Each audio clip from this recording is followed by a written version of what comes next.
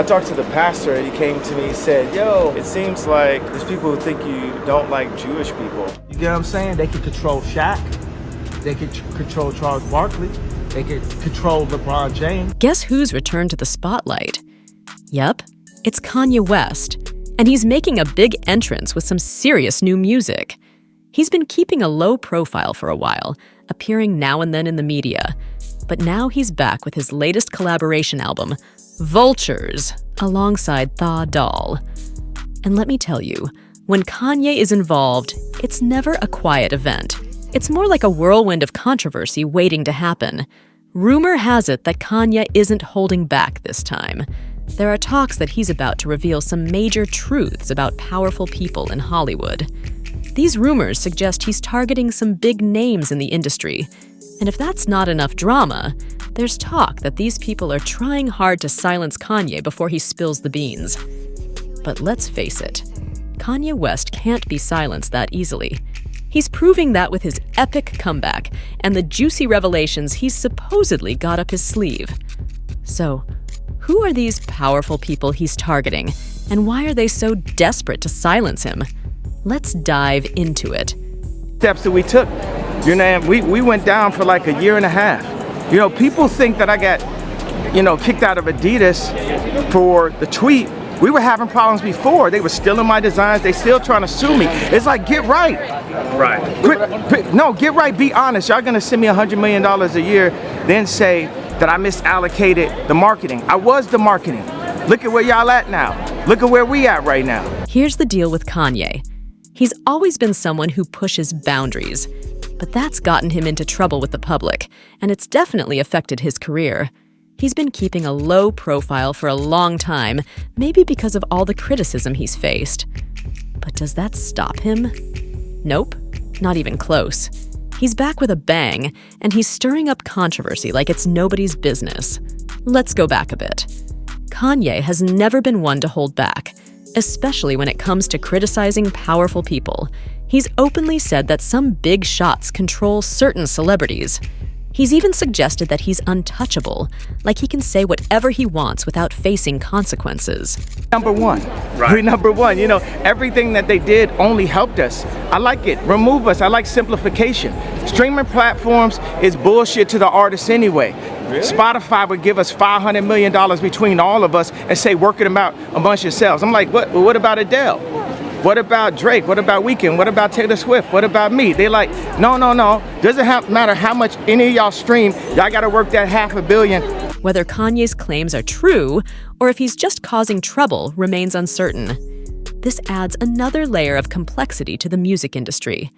As more stories come out, it becomes more disturbing. Now people are speculating. Maybe that's why Kanye has always been so unapologetically himself. Maybe these powerful people are trying to control him, but he's not letting them. He's refusing to be controlled, and that's why he's speaking his mind without any hesitation. LeBron James, they can control Jay-Z and Beyonce. But not you, man. But they can't control me. Not You see, it you. ain't no name I won't name. Exactly. It's up. I can't send none of y'all Meek Mills, y'all Puffies, y'all Lil Boozies, none of these names. None of these people that have to listen to y'all because they have legal. I never killed nobody, right? I'm the pussy that never killed nobody, right? But that means I can say whatever I want and not go to jail. Okay, let's talk about Kanye's latest track, Carnival, and the controversy surrounding it. Kanye has dropped some controversial references in this song. He's not holding back at all. He's rapping lines like, anybody pissed off gotta make him drink the urine, and dropping names like R. Kelly and Bill Cosby, which definitely raises some eyebrows. But here's where it gets really intense. He brings Taylor Swift back into the mix. Remember that whole thing from 8 years ago? Kanye is still bringing it up. Back in 2016, he stirred things up with lyrics like, I feel like me and Taylor might still have and I made that famous. And let me tell you, the internet is blowing up over this. Fans are not happy about Kanye bringing up Taylor Swift again, especially considering how it affected her mental health last time.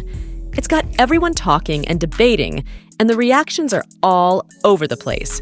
Some are calling him out, while others are trying to understand what he's trying to say. Either way, it's definitely got people talking. One fan commented, "Mentioning Taylor's name next to a bunch of men who are sex offenders is definitely a choice." Another fan lamented, "Not the Taylor name-dropping again. I thought we'd moved past this."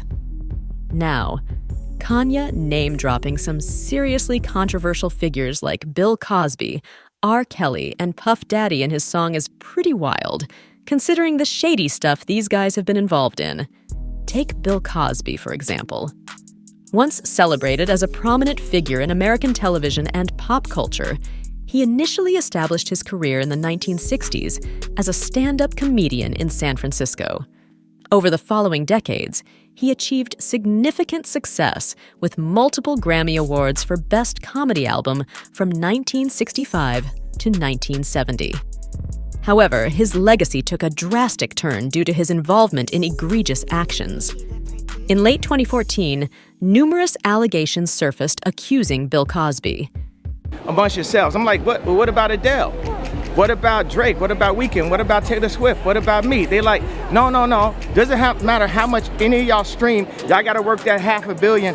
A $500 million? A $500 million? That's what streaming companies think of us as the musicians, and all the label owners just hand it over. Right. You understand what I'm saying? Right. We ain't on that, bro. As long as I breathe, I'm here for all of my artists, all of my peers, and all the people. People get in the way. That's what the market does. It all began when Kanye wore a shirt with "White Lives Matter" at his Yeezy Paris Fashion Week show, with black models wearing it. This phrase is linked to neo-Nazis and white supremacists, countering the Black Lives Matter movement. Kanye faced severe backlash from fans and celebrities. He further incited controversy with anti-Semitic language on social media, leading companies like Gap, Balenciaga, and Adidas to sever ties with him. Adidas even dropped their deal with him after his net worth plummeted, and Forbes removed him from their billionaires list. Additionally, Adidas launched an internal investigation following allegations of inappropriate conduct. His association with Donald Trump and white nationalist Nick Fuentes also drew condemnation. Kanye's journey has been turbulent, marked by lost partnerships, canceled projects, and a decline in his music's reception. I heard you made $19 million off that Super Bowl ad too. Well, that's, the people have always wanted that, you know, and I went to different companies and they would never let me bring it like that. It was always ways that they were blocking us from hitting the prices. What's your take on all this? Do you think Kanye brought it upon himself, or is he trying to make a larger point? Share your thoughts below, and don't forget to subscribe for more.